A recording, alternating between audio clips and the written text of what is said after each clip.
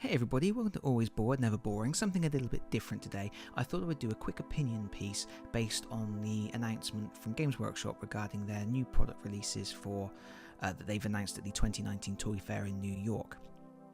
Now, first of all, they have announced 3 new board games, which they have said they are coming later this year to bookshops and selected stores. Now, this is the same terminology that they used last year in regard to the release of Blitz Bowl, Quest to Mount Doom and Space Marine Adventures, which ended up being games that were exclusive to Barnes & Noble in the US and were available in a few other countries and not available in the United Kingdom at all. Now, this is something I don't like. I don't really like region-locked products for obvious reasons. I managed to I ended up with a copy of Space Marine Adventures because one of my subscribers sent me a copy, but otherwise I wouldn't have that at all. And Space Marine Adventures actually turned out to be one of my favourite games of last year. So I don't like the fact that we're getting region-locked games, and it looks like these could well be the same. It could well be the case that these are exclusive to particular stores and may not be available in certain territories at all, although, you know, we'll wait for the announcement on that. But either way, they're games that are designed for accessibility. They're supposed to introduce new gamers to the Games Workshop universes. So there are 3 games in total, and the first is Combat Arena.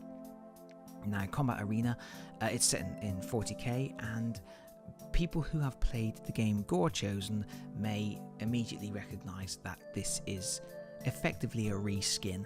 There may be a few new rules, but taking a quick look at the game as it's laid out, it's got the same Wrath tracker, it's got the same board layout, and it's the same concept of having different parties fighting in an arena.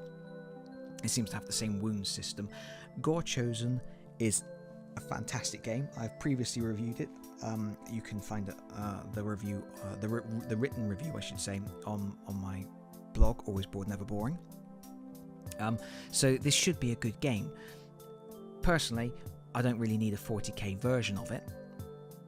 I think for me personally, one of the most interesting things are the new characters. There's a rogue trader, there's a psyker, and there's this guy who couldn't look more badass if he tried. My interest in those would be for use in things like Blackstone Fortress. The good news is Games Workshop have said that these adventurers will be coming in an adventure pack for Warhammer Quest Blackstone Fortress in the near future. So I would not recommend anybody buy this game to get these miniatures for Blackstone Fortress, because they should be repackaged at some point over 2019 for use in Blackstone Fortress. But if you are interested in a cool arena skirmish game, then I would certainly suggest checking out Combat Arena if it's in a territory where you can get it, because Gore Chosen is a lot of fun. The second game is Stormvault, and looking at the layout of the board, it sure does look a lot like the Quest for Mount Doom Lord of the Rings game that they released last year, which was one of the exclusive to Barnes & Noble games. I'm not sure why they've gone for something so similar. The concept of the board, at least, it looks very, very similar, with the cards all around the edge in the different locations as circles on the board. The main difference that I can see is that this one is being advertised as a cooperative fantasy game, whereas the Lord of the Rings one was a competitive game, and also the fact that it's set in the Age of Sigmar universe instead, and all of the characters are different Stormcast Eternals, which I'm assuming are going to be miniatures lifted from existing products rather than new miniatures. Interesting. I would say of the 3 games that they've announced, this is the one that I would probably be interested in looking at if I get an opportunity to, because obviously I don't need Combat Arena because I have Gore Chosen, and I don't just need a reskin of a game I've already got, especially when the miniatures are going to be available in another format later on. The third game they have announced is Dreadfane, which is a streamlined version of Warhammer Underworlds, so Shadespire and Nightvault. Taking a look at the layout, it looks like it's a single board with a fixed layout rather than modular boards, and the warbands in question are reused miniatures from the Age of Sigmar starter set, the Storm of Souls. Is it Storm of Souls? I can't remember what it's called. It's the cheapest entry set for Age of Sigmar. But those miniatures are reused from there.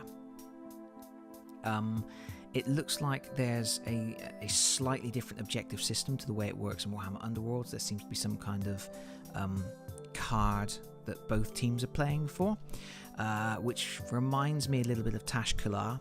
One thing of note is, of course, that it's 2 new warbands, which are called Iron Souls Condemners and Lady Harrow's Mournflight.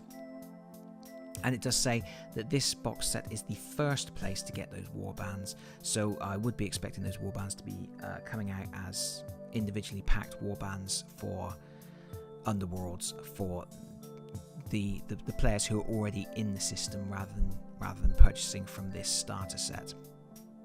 And in fact, I don't think this is really being sold as a starter set. I'm done with Warhammer Underworlds anyway. I've got more than enough to be getting on with, and I've already decided. If anybody read my review of Nightvault, which is available on my blog, Always Bored Never Boring, I go into quite a lot of detail of why I'm finished with Warhammer Underworlds, even though I love the game. I think it's great.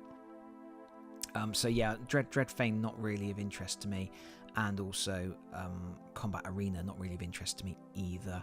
But Stormvault, the most interesting, I would say. I do like a good cooperative game, it's a nice little fantasy adventure game, but it does look very similar to the Quest for Mount Doom game. But yeah, the reviews for that game weren't particularly great, so not really sure. There does seem to be a bag of tokens in Stormvault, which might introduce something new, a new twist to that. And like I say, it's cooperative rather than competitive. The other things that Games Workshop announced at the Toy Fair were the arrival of Funko Pops. Now, Funko Pops, I think people either love them or hate them. I'm not a massive fan of Funko Pops. I have purchased a few for my wife in the past from the range of Dark Crystal Funko Pops. But I would quite like a Funko Ultramarine to sit on my desk. I do like the idea of having a big old loaf of bread head on my desk. So that's interesting. There are 4 in total. There's a Space Wolf, there's a Dark Angel, there's a Blood Angel, and an Ultramarine. And Ultramarines are my boys. So yeah, I'm tempted to pick up one of those guys. The final thing they've announced is Space Marine Heroes, which were the blind boxed miniatures, which were originally in Japan, and then they released them in the UK and America last year.